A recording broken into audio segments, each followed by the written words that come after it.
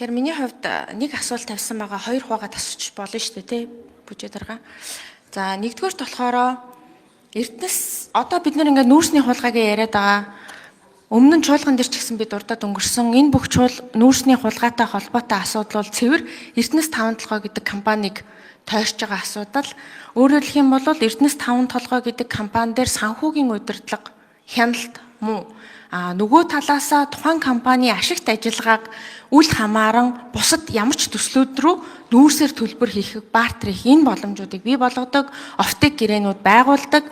Энэ шийдвэрүүд нь их хурлаар дамждаггүй, засгийн газраас томилогдсон төлөөлөл удирдах зөвлөл, мөн тэндээс томилогдсон улс төрийн томилгоогоор очисон гүйцэтгэх удирдлагын төвшөнд хийгддэгтэй шууд холбоотой гэж харагдаж байгаа. Энэ тухайд бол жишээлбэл Эрдэнэс 5-7 хувьцаат компани 25 оны бизнес төлөвлөгөөн дээр SWOT шинжилгээнд дээр сул талаа яг тэгж дурдсан байгаа. Юу гэхээр улс төрийн шийдвэрээр нийгмийн халамжийн бодлого хэрэгжүүлэх зорилгоор их хэмжээний үр тавьж байгууллагын үйл ажиллагаанд санхүүгийн дарамт учруулсан. Хүний нөөцийн шууд томилгоо их байдаг. Олборлолтын 100% гэрээт операторуудаар хийлгэж байгаа буюу өөрсдөө оператор хийх боломж байдаггүй. Нүүрс олборлтыг нэмэгдүүлэх, борлуулалтыг өсгөх боломжтой ч хятад талын хилийн нэвтрүүлэх хүчин чадал талаас хамааран энэ нь өөрөө хязгаарлагддаг. Тэгэхээр миний асуулт юу вэ гэхээр улсын их хурлын тогтоолын 2010 оны 39-р тогтоол байгаа. Энэ тогтоолоор Эрдэнэс 5-7-ыг байгуулсан байдаг. Тэгвэл Эрдэнэс 5-7 хувьцаат компани дээр юу гэж яригдчихсэн бэ гэхээр 50%-ийг Монгол улсын иргэн аж ахуй нэгжид дараах хуваарийн дагуу энэ нь 10% нийт иргэнд үн төлбөргүйгээр хувьцааг шилжүүлнэ. 10% аж ахуй нэгжүүдэд үн төлбөргүй шилжүүлнэ. 3-дугаарт 30 хүртэл хувийг гадаад дотоодын хөрөнгийн биржээр худалдаж хөрөнгө босгох гэдэг ийм 3 шийдвэрийг гаргасан байдаг. Гэтэл эхний хоёр нь биелсэн боловч одоо 15 жилийн дараа гэхэд 3 дахь заалт огт хэрэгжээгүй. Тэгэхээр огт хэрэгжээгүй шалтгаан нь нээлттэй компани болоход гадаад дотоодын аль ч хөрөнгийн бирж дээр гарсан төрийн өмчийн оролцоотой компанийн хувьд бүх засаглалын болоод шаардлагуудыг хангаж чаддаггүй. Тэгэхээр энэ тал дээр засгийн газар ямар бодлого авч хэрэгжүүлэх вэ? Энэ сул талуудыг байхгүй болгох төр яаж хэрэгжүүлэх вэ? Буюу хэрхэн нээлттэй компани болох вэ? Хэрхэн гадаад дотоодын хөрөнгө оруулалтыг оруулж ирэх вэ? Хувьчлалыг хэрхэн зөв явуулна гэж харж байна вэ?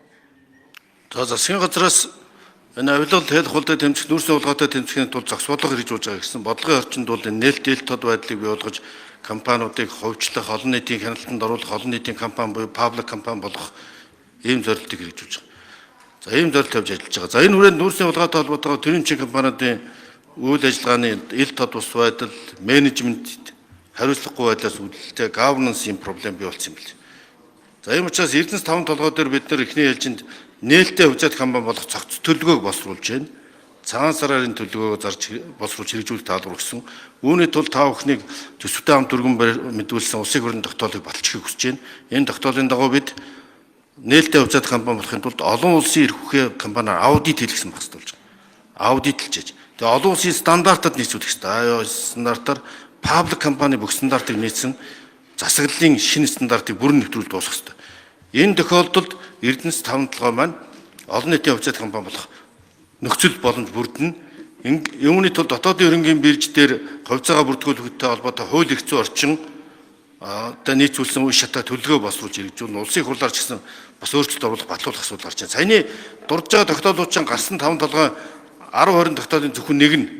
Хамгийн сүүлд 24-5 он дахиад өөрчлөлтөд тогтоол батлаад хувьцааг нь өөрчлөөд ингээд дахиад тэгтэл нээлттэй компани биш. 1072 гэж одоо үнэн хэрэг дээр одоо бодиттой оролцдоггүй, ард иргэд хяналт тавьж чаддаггүй тийм хиймэл хувьцаа болчиход байна. Жинхэнэ паблик компани гэхээр 1072 хувьцааг эзэмшиж байгаа бол Монгол улсын иргэн бүх 3,500,000 иргэний хяналтанд орох ёстой. Хөрөнгийн бирж дээр бүртгэлтэй болох ёстой. Үйл ажиллагааны шилэн болох ёстой. Ард иргэдийн хяналт төлөөлөл удирдах зүйлд нь орж ирэх ёстой. Ингэж төлөөлөл удирдах зүйл ард түмний компани гэсэн паблик нээлтэнд орох ёстой. За тийм учраас энэ зохис шинжилгээ гэж энэ дотоод олон асуудлууд одоо деталууд дээр байна. Жишээлбэл шинээр төрсэн болон харьяа тулсан иргэдэд хувьцаа эзэмшүүлэх асуудал тэр чинь нөгөө тэр өдрөө таслбар болгоод хойш төрсөн иргэдний эзэмшихгүй байгаа байхгүй юу? Бас нэг хэсэг иргэд нөгөө ахмад насны болон сургалтын төлбөр төлсөн гээд хувьцаанаас гасцсан.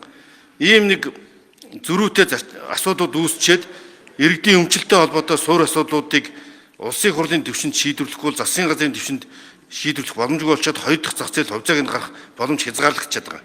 Энэ компани засаглалыг ч гэсэн олон улсын дэвшинд засаглах боловсрол чадвартай төлөөлөл удирдах зөвлөл болон гүйцэтгэх удирдлагыг энэ зорилгоор бүрдүүлэхийн тулд засгийн газраас одоо бүрийн төлөвлөлтийн зөвлөл томилж байгаад одоо яг энэ ажлыг хийх чадвартай менежментийн баг шалгаруулах сонгон шалгаруулахыг заалж байна. Энэ улс төрчид томилдог биш, нээлттэй сонгон шалгаруулалтаар одоо энэ үүргийг хэрэгжүүлж чадах удирдлагын баг CEO-г одоо томилох ийм ажлыг